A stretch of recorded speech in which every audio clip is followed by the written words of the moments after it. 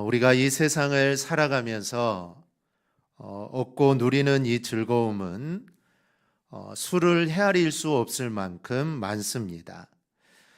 그리고 이러한 세상을 창조하여 또 우리에게 주신 하나님이 너무나도 좋아서 또 우리가 하나님을 찬양하고 또 우리가 하나님께 이 감사를 드리게 됩니다. 이 먹는 즐거움도 있고 또 음악을 듣는 즐거움도 있고 또 자녀들을 키우는 즐거움, 또 잠자는 즐거움도 있고 또 사람들을 사귀는 즐거움도 있고 우리가 생각해 보면 이 즐거운 일들이 정말 많습니다. 그런데 그 많은 즐거움 중에서 뭔가 새로운 것을 알아가는 것 또한 우리에게 큰 즐거움이 있습니다. 우리가 자녀를 키워가면서 자녀들이 새로운 것을 알아가는 모습을 보는 부모의 마음은 말할 수 없이 기쁩니다. 이 자녀뿐 아니라 또 내가 새로운 지식을 알아갈 때도 또 우리는 큰 쾌감을 느낍니다. 어떤 직장 다니는 청년은 이 공부하는 것이 너무나도 재미있어서 휴가를 내서 이 독서실에 가서 공부하고 또 책을 읽는다는 그런 사람도 봤습니다. 이 공부에 학을 뗀 사람은 이해할 수 없는 일이지만 이 공부 차원이 아니라 내가 무언가를 알아간다는 차원에서 이 공부하는 것도 또 하나의 기쁨이 됩니다. 어떤 목사님은 성경의 진리를 깨닫고는 한 달 동안 자신이 웃고 지냈다라는 그런 이야기를 합니다. 즉 하나님 말씀을 읽고 배우면서 이 진리를 깨닫는 것이 얼마나 좋고 기뻤으면 한 달 동안 웃으면서 이렇게 지냈겠습니까? 즉 깨닫고 알아간다는 것은 정말 기쁜 일입니다. 하지만 중요한 문제가 하나가 있습니다. 즉 우리가 무언가를 깨닫고 알아간다는 거, 이게 기쁜 일이지만 우리가 깨닫고 알아간다는 것이 정말 중요한 것이기 때문에 우리가 또 기쁨이 넘치는 겁니다. 이 성경에서도 이 깨달음의 중요성을 이렇게 강조합니다. 존귀하나 깨닫지 못하는 사람은 멸망하는 짐승과 같다라고 말을 합니다.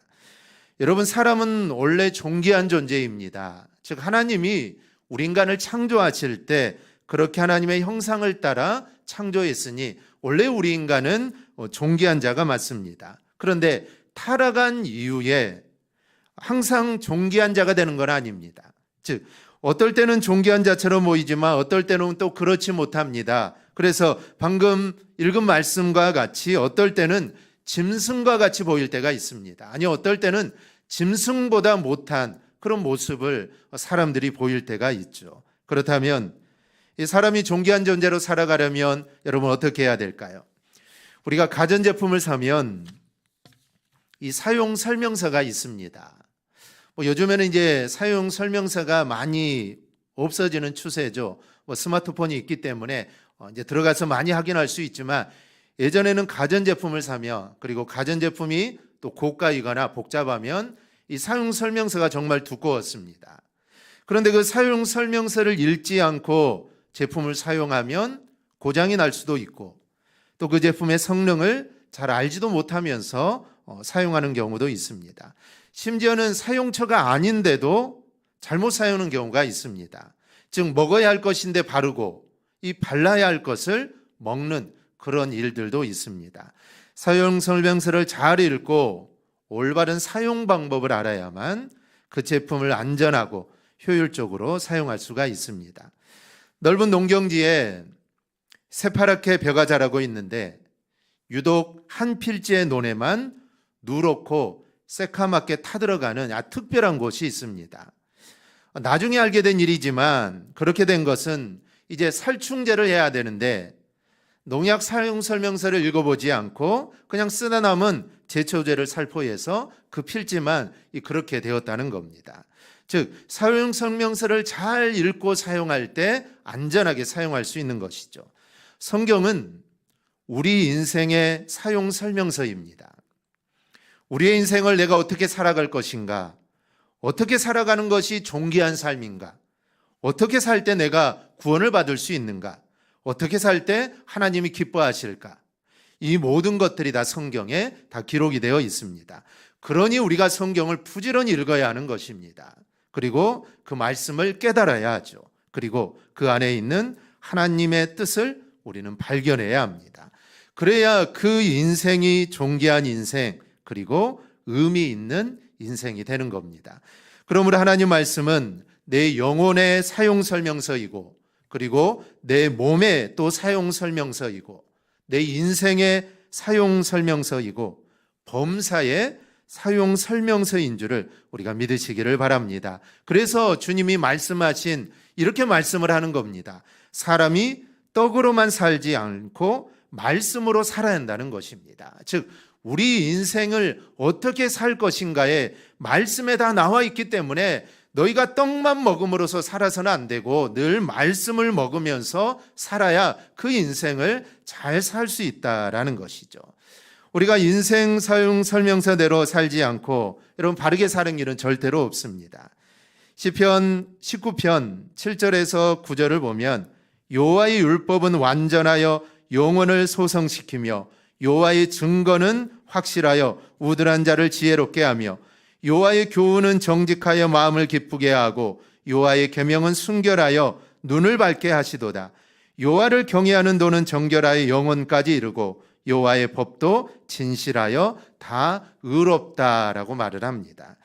여기서 언급하고 있는 여호와의 율법, 여호와의 증거, 여호와의 교훈, 여호와의 계명, 여호와를 경외하는 도, 여호와의 법, 이 모든 것들은 표현은 다르게 하지만 그 내용은 하나입니다. 즉 하나님의 이 말씀이라는 거죠. 즉 하나님의 말씀은 완전하여 우리의 영혼을 소성시킵니다. 하나님의 말씀은 또 확실하여서 정말 우둔하고 어리석은 자를 지혜롭게 합니다. 하나님의 말씀은 정직하여서 마음을 기쁘게 하고 여호와의 말씀은 순결하여 우리의 눈을 밝게 합니다. 여호와의 말씀은 정결하여 우리의 영혼까지 이르게 하고 여호와의 말씀은 진실하여서 다 의로우십니다. 즉 하나님의 말씀에는 이러한 능력이 있다는 것이죠. 그런데 이 하나님의 이 말씀의 능력은 바로 하나님의 이 능력이기도 합니다. 여러분 우리가 이 땅에 태어나서 이 세상에서 우리가 많은 것을 얻고 또 지식을 얻게 되고 많은 것을 깨닫게 되는데 어떤 것이 가장 여러분들은 귀하다고 생각을 하십니까? 사람마다 각기 다르겠지만 우리 그리스도인들의 대답은 한결같아야 합니다. 그것은 바로 하나님을 알고 내가 하나님을 깨닫는 지식이 내가 가장 귀하고 감사하다. 이게 바로 우리의 고백이 되어야 합니다. 우리가 주님을 믿게 된 것, 그리고 우리가 신앙을 갖게 된 것, 이거를 어디에 비유할 수 있을까요? 성경은 이런 우리가 하나님을 믿게 된 것, 신앙을 갖게 된 것을 여러 가지로 비유하는데 오늘 본문을 보면 맹인이 눈을 뜨는 것에 대해 것을 비유를 합니다. 여러분 맹인으로 사는 것이 얼마나 답답하고 이게 고통스럽겠습니까? 우리가 한번 눈을 가리고 하루 아니 1시간만 우리가 눈을 가리고 한번 일을 한다라고 한번 생각해 보십시오. 우리가 경험해 보지 못해서 알 수는 없겠지만 아마 맹인이 된다는 것은 상상만 해도 정말 살아갈 수 없는 그 길이 맹인으로 살아가는 겁니다. 그런데 그런 삶을 살다가 눈을 뜨면 이게 얼마나 행복하고 또 즐겁겠습니까? 그리고 삶은 어떤 변화가 오겠습니까? 오늘 본문을 보면 눈을 뜬 맹인의 변화와 반응이 나옵니다. 눈뜬 맹인이 변화를 통하여서 우리의 신앙을 다시 한번 짚어보고 경계로 삼는 그런 시간이 될 수 있기를 바랍니다. 먼저 그가 알게 된 것 한 가지는 맹인인 자신이 눈을 떴다라는 사실입니다. 태어나면서부터 소경이었던 사람이 눈을 떴습니다. 그러니 얼마나 이게 기쁘겠습니까? 그를 아는 사람이라면 정말 아무리 멀리 있는 사람이라 할지라도 아마 찾아와서 기뻐해 줄 일입니다. 만약에 멀어서 못 온다면 요즘 같으면 전화나 문자를 통해 축하한다고 하겠지만 편지라도 써서 그 일들을 축하해 줄 일입니다. 그런데 어떠합니까? 본문을 아무리 우리가 읽어봐도 그가 눈을 뜬 일로 함께 즐거워하고 함께 기뻐해 준 내용이 하나도 나오지 않습니다. 그가 눈을 뜬 것에 대한 감격과 기쁨은 말할 수 없을 만큼 놀라운 일입니다. 32절 말씀처럼 창세 이후로 맹인으로 난 자의 눈을 뜨게 하였다함을 듣지 못했기 때문입니다. 그러니 이거는 기적이죠. 즉 기적 중에 기적입니다. 그러니 얼마나 기쁘고 이게 흥분할 일입니까? 그 사람뿐만 아니라 그를 아는 모든 사람이 함께 즐거워할 일입니다. 그런데 그것은 잠깐뿐입니다. 곧 무서운 핍박과 괴로움이 파도처럼 밀려오게 됩니다. 분명히 자신은 태어날 때부터 맹인이었고 이 사실은 이웃들도 알고 있고 지금 바리새인들도 모두 다 알고 있는 사실입니다. 그럼에도 불구하고 이들은 눈을 뜨게 된 자가 태어나면서부터 맹인이었던 그 맹인이 맞느냐고 하면서 부모까지 불러서 확인을 시킵니다. 여러분, 우리가 손바닥으로 태양을 가리면서 태양은 없다라고 한들 누가 이걸 고지 듣겠습니까? 태어나면서부터 맹인되었던 사람이 고침받았던 것은 모든 사람이 다 아는데 그것을 아니라고 하는 것은 아무도 인정할 뿐만 아니라 자신의 권위를 스스로 깎아내리는 행위입니다. 그럼에도 불구하고 이들이 자신 있게 이 사람은 태어나면서부터 맹인이었던 자가 아니다라고 말하는 이유가 있습니다. 즉 그들이 어렸을 때부터 봤고 맹인으로 사는 것을 평생 봤고 그리고 지금 그가 눈을 뜨고 있는 거 그들은 모두 다 아는 사실입니다. 그런데도 절대로 아니다라고 말하는 이유가 있습니다. 그것은 그가 고침받은 날이 안식일이었기 때문입니다.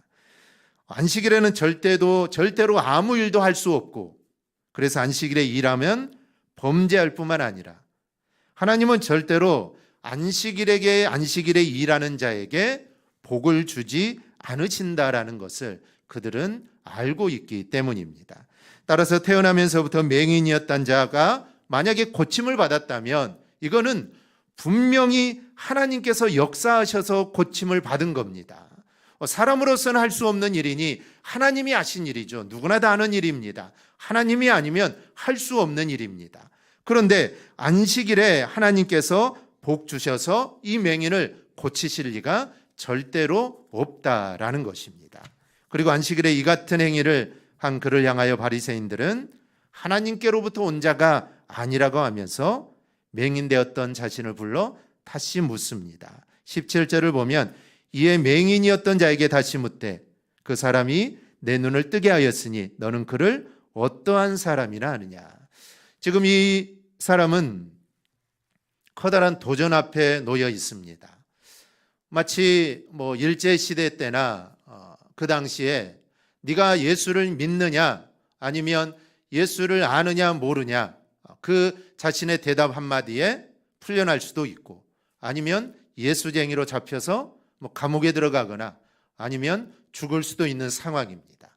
그러면 그 질문 앞에 그 사람이 얼마나 떨리겠습니까? 얼마나 큰 도전입니까? 내가 예수를 안다 아니면 내가 예수를 모른다 내가 뭐라고 대답을 해야 될지 커다란 도전 앞에 놓여 있는 것이죠. 오늘 맹인이었다가 눈을 뜬 이 사람도 그와 같은 커다란 도전 앞에 놓여 있는 것입니다. 만일 그가 메시아라고 한다면 그는 이제 유대교에서 출교를 당하게 될 겁니다. 왜냐하면 이미 유대인들이 누구든지 예수를 그리스도 즉 메시아라고 시인하는 자는 출교하기로 그들은 결의했던 겁니다.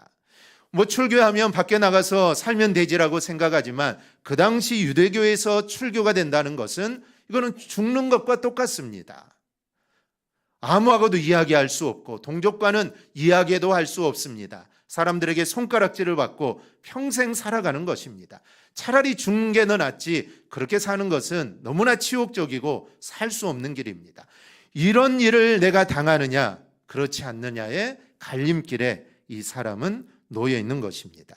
이런 위험 때문에 그를 알고 그를 도와주고 사랑했던 모든 사람들이 다 떠나갔던 것이죠. 전에 맹인이었을 때 그와 함께 있던 사람들 또 그의 이웃들은 진정으로 그가 치유되는 것을 아마 마음속으로는 기뻐했을 겁니다. 그런데 오히려 그 사람들이 그를 붙잡아서 바리새인들에게 넘겨줍니다. 13절을 보면 그들이 전에 맹인이었던 사람을 데리고 바리새인들에게 갔더라. 부모는 어떠합니까? 부모는 아들의 편을 들지 않습니다.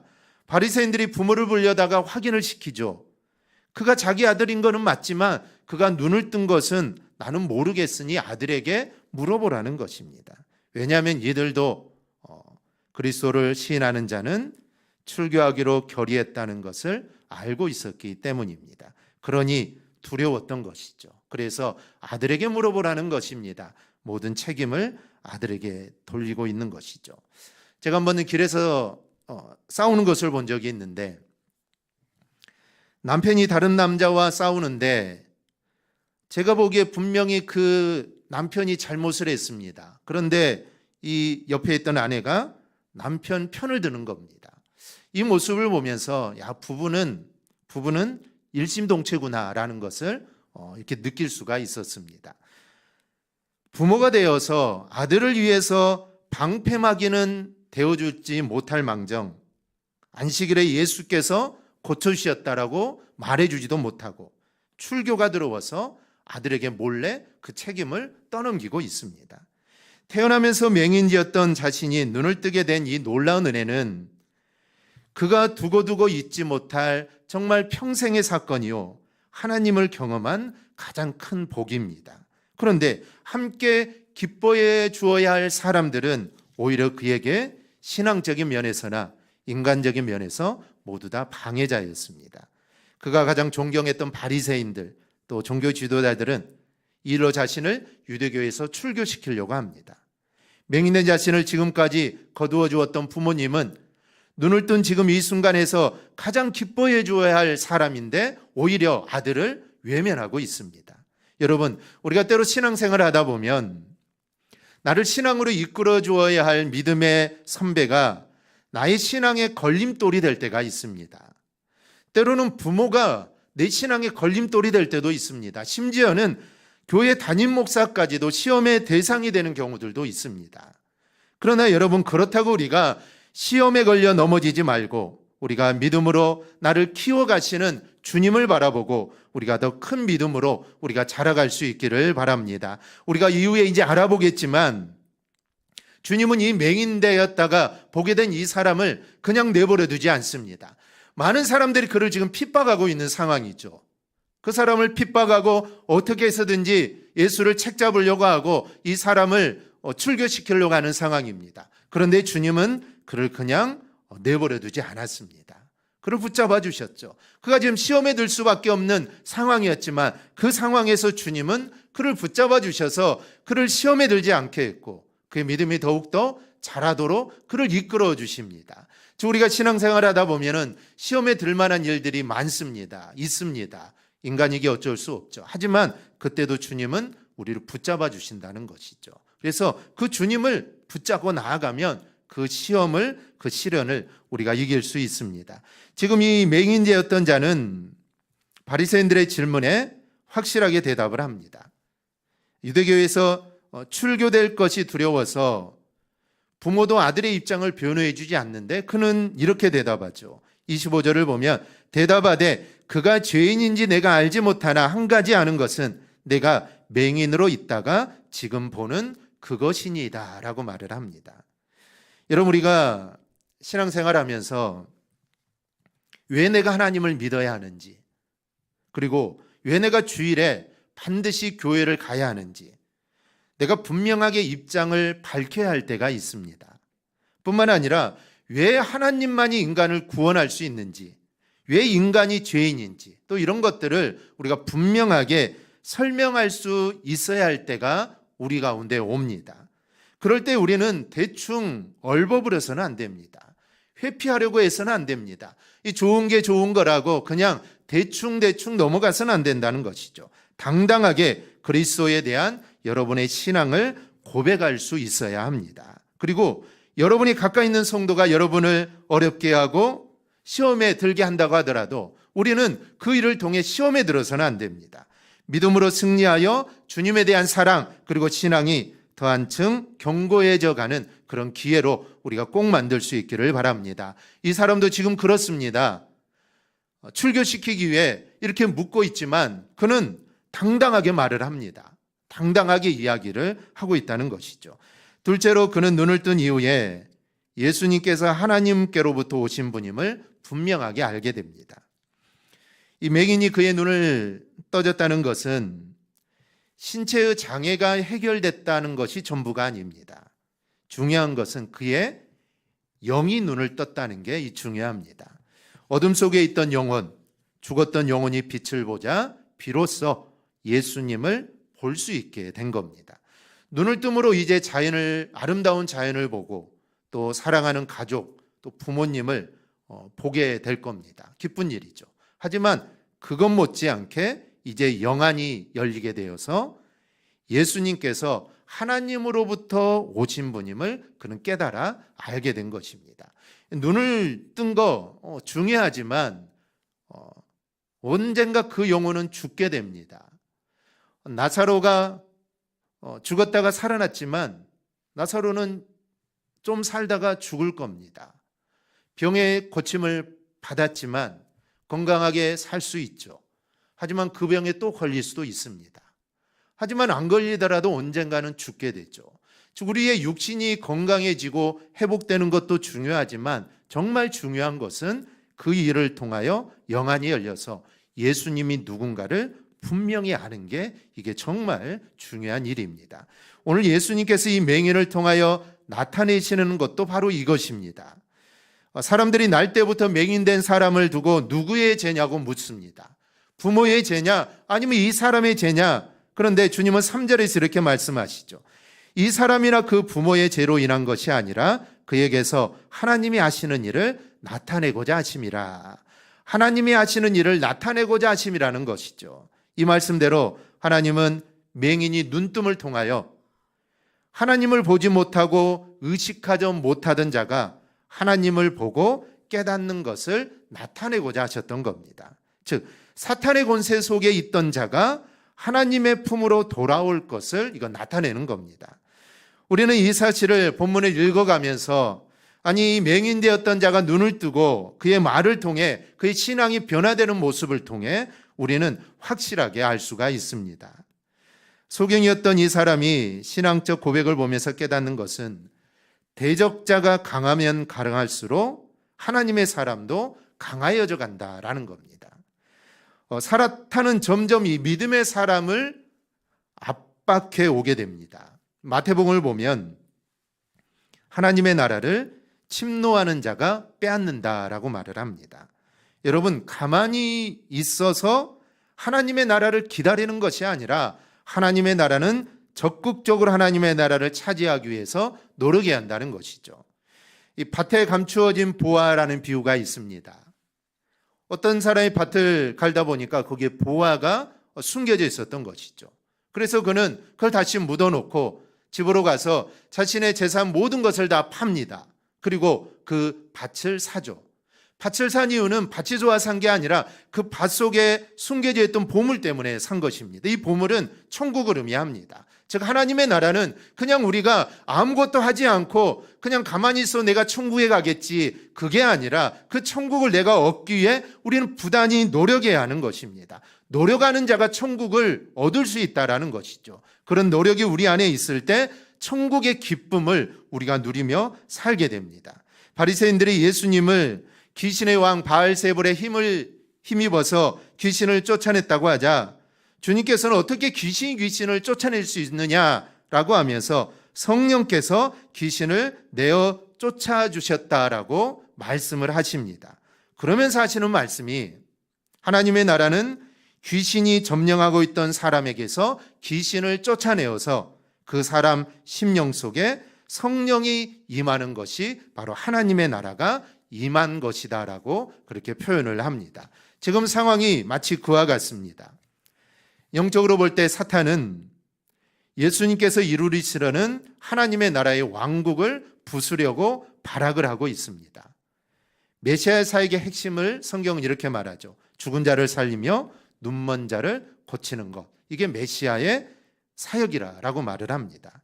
이 말씀대로 예수님은 지금 당시의 메시아됨을 드러내려고 하나님의 나라를 세움에 있어서 눈먼 자, 그것도 태어나면서부터 눈먼 자를 고치심으로 사탄이 점령하고 있던 자를 지금 내가 빼앗아 왔다라는 것을 지금 선포하고 있는 겁니다. 그러니 여러분 사단이 가만히 있을 리가 없죠. 자신에게 속해 있던 자를 지금 예수님이 빼앗아 갔으니 사단이 가만히 있을 리가 없습니다. 그래서 바리새인들과 종교 지도자들을 동원하여서 이 사람을 압박하고 있는 것입니다. 그래서 너는 처음부터 눈이 멀었던 자가 아니다라는 것을 말하도록, 그래서 예수님이 하신 일이 이거는 기적이 아니다라는 것을 말하도록 계속해서 강요하고 있는 겁니다. 그렇지 않으면 너를 출교시킬 것이다. 부모까지도 출교시킬 것이다. 라고 계속해서 압박하고 있는 것입니다. 그러나 어떠합니까? 이 사람은 압박하면 압박할수록 점점 더 신앙의 사람으로 바뀌어가는 것을 우리는 보게 됩니다. 처음에는 어떠했습니까? 10절에 보면은 내 눈이 어떻게 떠졌느냐라고 물었을 때 예수라는 그 사람이라고 합니다. 아직까지는 예수라는 그 사람, 그 정도, 예수라는 사람인데 그 사람, 잘 알지는 못하겠지만 그 사람의 자신을 고쳐주었다라고 하죠. 그러나 그 다음 또 물었을 때는 예수님에 대한 분명한 입장을 갖고 말을 합니다. 17절에 보면은 선지자다라고 대답을 합니다. 그 대답으로는 출교를 시킬 수가 없습니다. 왜냐하면 그 당시에도 선지자라고 불리는 자들이 있었기 때문에 예수를 선지자라고 한다고 해서 이 사람을 출교를 시킬 수 없습니다. 그래서 또 묻죠.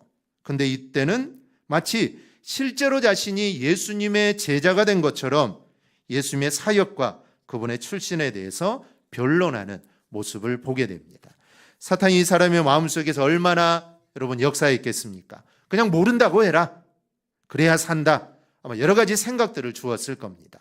하지만 사탄이 이렇게 역사하고 이 사람을 방해했을 때 성령께서 이 사람을 보호하시고 지켜주시는 가운데 이 사람의 믿음이, 신앙이 성장하고 자라갔음을 우리가 볼 수가 있습니다. 우리는 이 맹인되었던 자가 알았던 예수님의 하나님의 되심에 관한 이 변론의 말씀을 보면서 하나님은 사람들에게 은혜도 주시지만 구원받은 당신의 자녀가 위기를 만날 때 한결같이 보호해 주시고 위기를 넘길 수 있는 능력을 주시는 분임을 우리는 알게 됩니다.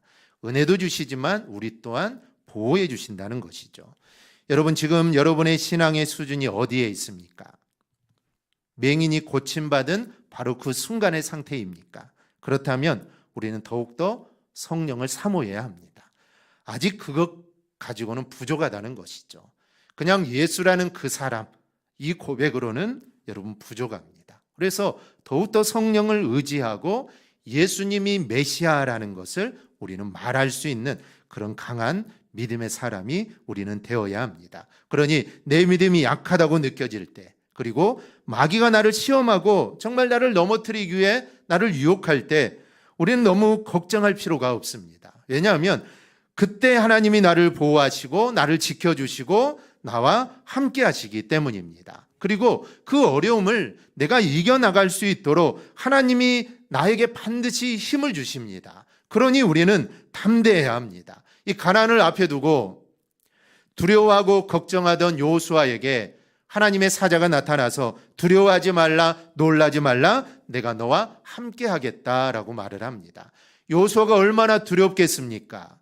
여호수아와 모세는 이 하늘과 땅 차이입니다.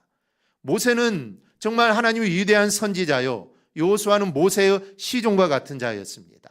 모세는 얼마나 많은 이적들을 행했습니까? 하지만 여호수아는 기적을 행한 적이 한 번도 없습니다. 그는 장군입니다. 즉 싸움을 하는 자이죠. 기적을 행하는 자가 아닙니다. 이스라엘 백성을 이끄는 자가 아니죠. 그냥 모세의 명령에 따라 전쟁에 나가서 정말 죽자 살자 싸웠던 장군입니다. 그런데 그 자기가 이제 그 수백에 이르는 그 이스라엘 사람들을 이끌고 가나안에 들어가야 되니 이 얼마나 두렵겠습니까? 얼마나 두려운 마음이 크겠습니까? 그런데 하나님이 두려워하지 말라는 것이죠. 내가 너와 함께 하겠다. 그 하나님이 반드시 나와 함께하여 주실 줄 믿습니다. 반드시 나를 도와주실 것입니다. 그러므로 그 하나님을 의지함으로 나가 늘 승리하며 또 그 주님을 오늘 맹인이었다가 눈을 떠서 그 주님을 증거했던 이 사람처럼 우리도 그 주님을 증거하는 삶을 꼭 살아가기를 주님의 이름으로 축원합니다. 아멘. 기도하겠습니다.